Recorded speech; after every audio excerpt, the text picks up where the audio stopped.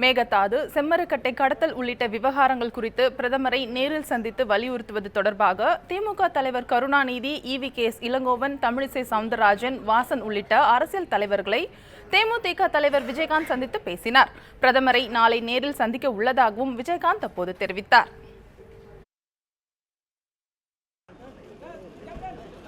திமுக தலைவர் கருணாநிதியை தேமுதிக தலைவர் விஜயகாந்த் இன்று சந்தித்து பேசினார். கோபாலபுரத்தில் உள்ள கருணாநிதி இல்லத்தில் இந்த சந்திப்பு நடைபெற்றது. காவிரி நதிநீர் விவகாரம், மேகதாது அணை பிரச்சினை ஆகியவை குறித்து ஆலோசனை நடத்தியதாக பின்னர் செய்தியாளர்களிடம் பேசிய விஜயகாந்த் தெரிவித்தார். இவ்விவகாரங்கள் தொடர்பாக அதிமுக நீங்களாக அனைத்து கட்சியினரையும் ஒருங்கிணைத்து பிரதமர் மோடியை நாளை சந்திக்க உள்ளதாகவும் விஜயகாந்த் தெரிவித்தார்.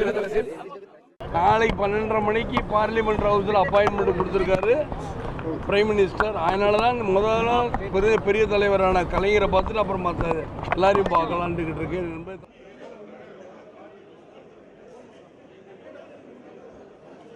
கருணாநிதியை தொடர்ந்து தமிழ்நாடு காங்கிரஸ் கமிட்டி தலைவர் EV.K.S. இளங்கோவனையும் விஜயகாந்த் சந்தித்து பேசினார்.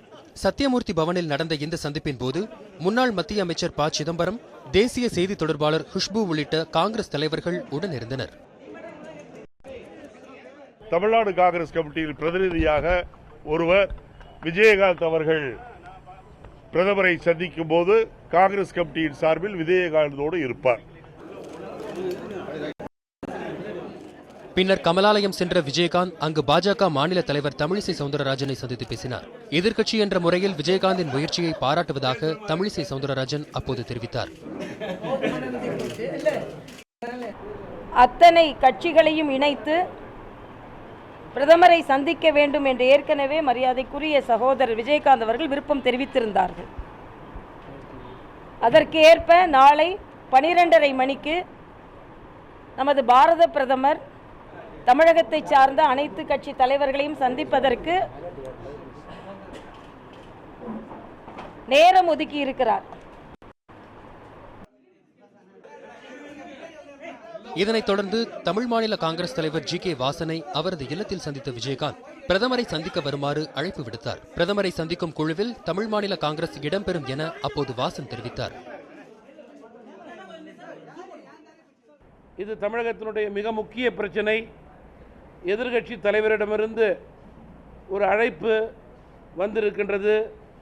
மற்ற இயக்கங்களைப் போல தமிழ் மாநில காங்கிரஸ் கட்சியும் அந்த அழைப்பை ஏற்று பிரதமருக்கு நாளை ஒரு பிரதிநிதியை அனுப்ப இருக்கிறது என்பதை தெரிவிக்க விரும்புகிறேன்.